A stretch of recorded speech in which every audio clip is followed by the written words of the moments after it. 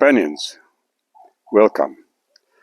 It's time for another story about my safaris into the remote African wilderness. And today I thought I'd tell you a bit about when I move camp from one location to the next in the bush. I usually stay for a few days in one location, sometimes longer, a week or two even, if it's a very interesting area, and then I move.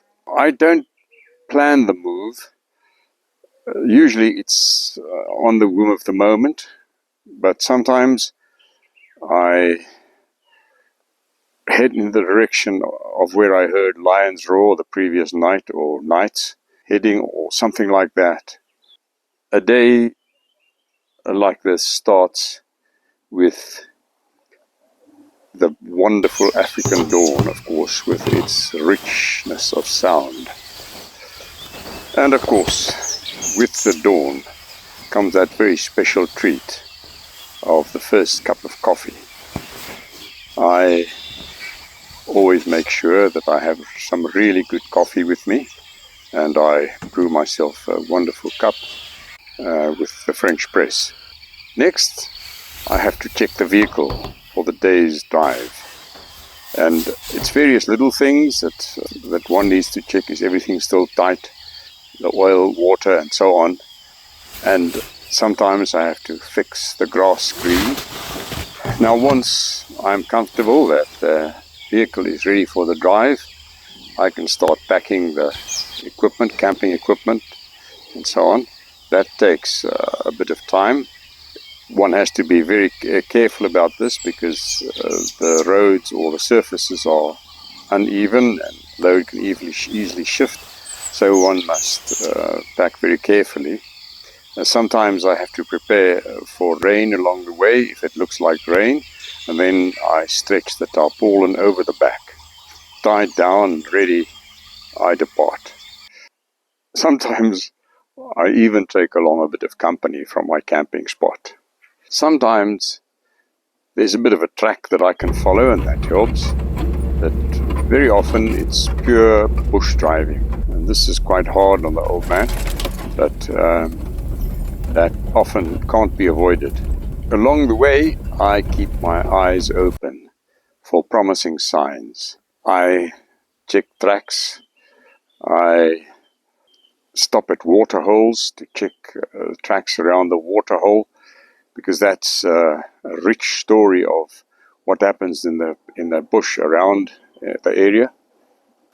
Around mid-morning, I usually stop and make myself some breakfast, a very simple dry breakfast. And sometime in the afternoon, I usually stop for tea.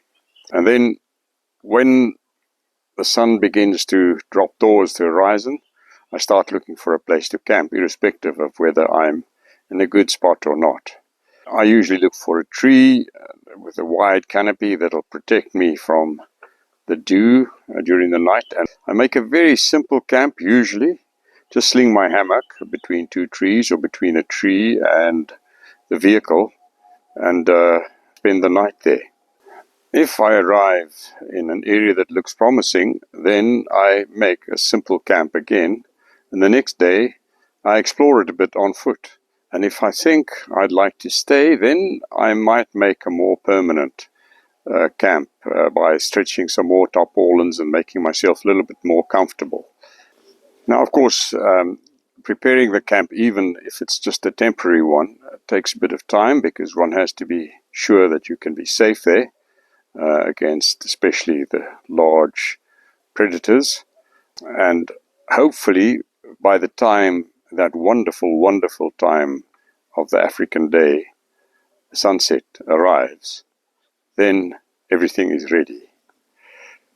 And then I can sit down with my glass of wine and watch the sun setting. It's a really, really special experience. And slowly, slowly, it gets darker and darker. Eventually, the moon starts to rise, and I'm alone in the vast African night with its sounds and the moon. Companions, I hope you enjoyed that simple little story about a day of driving in the African bush to a new location. And I hope you will join me again next week. Good luck until then.